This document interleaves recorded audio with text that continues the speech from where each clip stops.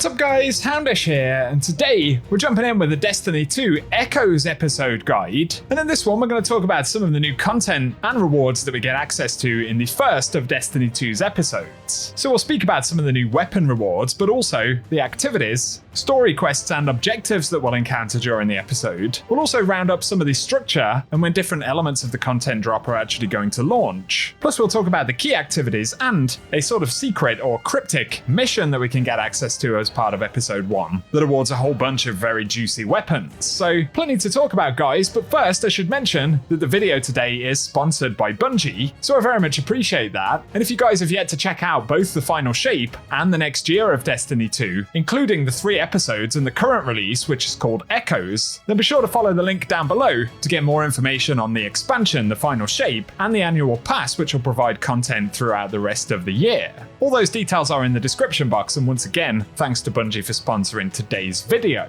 And so let's break down episode 1 and some of the content that we're going to be seeing. Episodes are actually broken down into 3 separate acts. And so Act 1 of Echoes is now available. This will run up until July 16th, when Act 2 will arrive, and that will bring new story content with it, as well as new quest chains, activities, and rewards, including new Echoes weapons. And then Act 3 will begin on August 27th, which will again bring new content and updates to the Echoes episode. But additionally, with the launch of Act 2 and 3 of this episode, the artifact will get an additional row of perks added, so that will mix up our gameplay and builds for the episode. And on top of that, the Season Pass, which currently has 100 ranks, will gain an additional 50 ranks each time a new act releases, ultimately unlocking a total of 200 ranks with rewards to chase. So there's plenty of content that we're going to get access to over the next couple of months. But to talk about Act 1, which is live right now, the main story quest thread is called A Rising Chorus, and this quest thread will progress weekly, having us explore various areas on Nessus to provide our episode vendor Failsafe, who is now located in the Helm, with new data which will help us to progress through the story and discover more of the secrets. For the purposes of this video, we won't spoil too many of those story pursuits, as they are sort of self-contained quests which will roll out as we progress in the episode with the help of Failsafe. But we are going to talk about 2 of the key activities and some of the rewards which are worth knowing about in Act 1. So the primary activity for Echoes is called Breach Executable, and this is a new 3-player mode which we can run on either normal or expert. And expert mode is the new sort of legendary difficulty variant, and as always, expert will drop more rewards on completion, plus it actually helps to progress certain quest objectives faster, so that's worth keeping in mind. But whatever version you play, the main objective of Breach Executable is to defeat Vex over a handful of stages, and defeated Vex will drop extracted data which we need to collect. And once we max out the data collection bar on the left hand side of the screen, we can go ahead and deposit that data into the node highlighted on the map.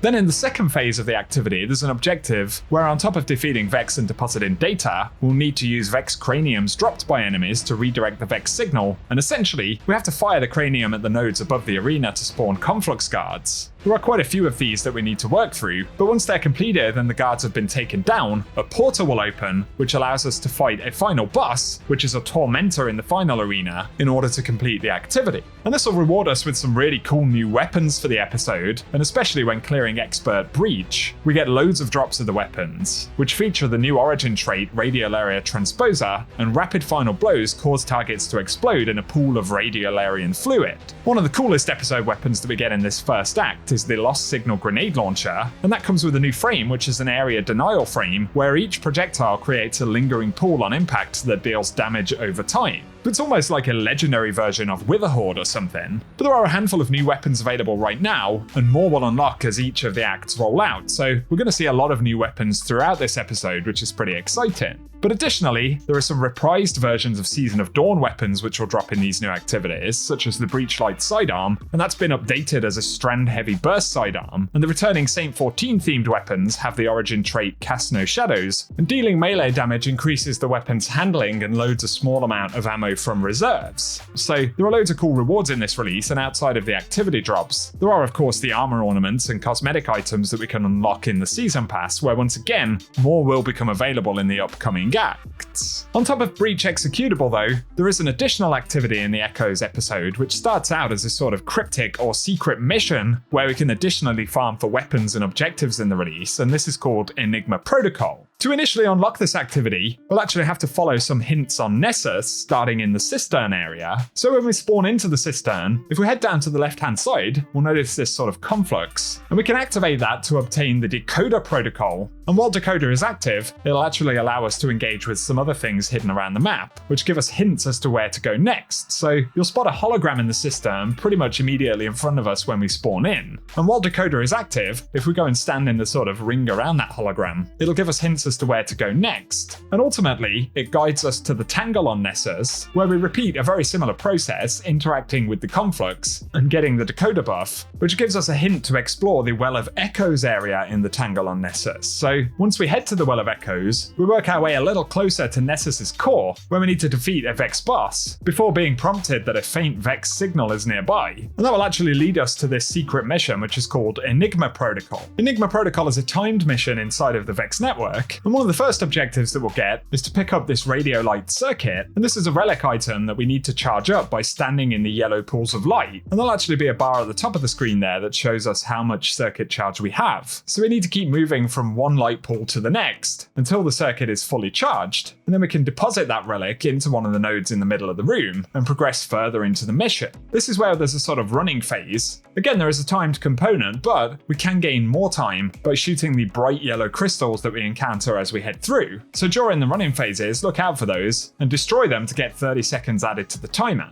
And as we move through Enigma Protocol, we'll run into various different encounters. So one of the first ones is where we'll encounter a handful of Vex, and they'll drop relics on the ground, which allow us to destroy the coral denial agents, which are these floating harpies with shields. Also throughout the mission, we'll spot yellow bar harpies called archival timekeepers, and by defeating these, we can gain another 30 seconds on our timer. And there'll be almost checkpoints that we hit throughout the mission that drop us a handful of rewards and materials associated with echoes. Plus, as we progress further, there'll be an encounter where we need to break Vex encryption pods, and these are these kind of glowing orbs in the center of the room around the spire. Shooting them will drop a purple mote of light, and once we've collected 20 of these encrypted Golden Age data, we'll be able to progress to the next encounter, where again, there is a large sort of traversal section. It's pretty cool because some of these traversal areas actually have sort of sparrow and vehicle sections, which is neat. And we'll eventually get to a boss called Enigmatus. I'm probably saying that name terribly, but the boss will have multiple health bar phases. Again, there will be yellow crystals around this room that we can destroy in order to get more time. But once that Vex is taken out, we can progress through the portal and hit the final checkpoint in the mission for this week, which does award a whole bunch of loot. So as you can see right here, I pick up a couple of the Dawn reprised weapons, but also upgrade materials and echo engrams that award weapons associated with the episode.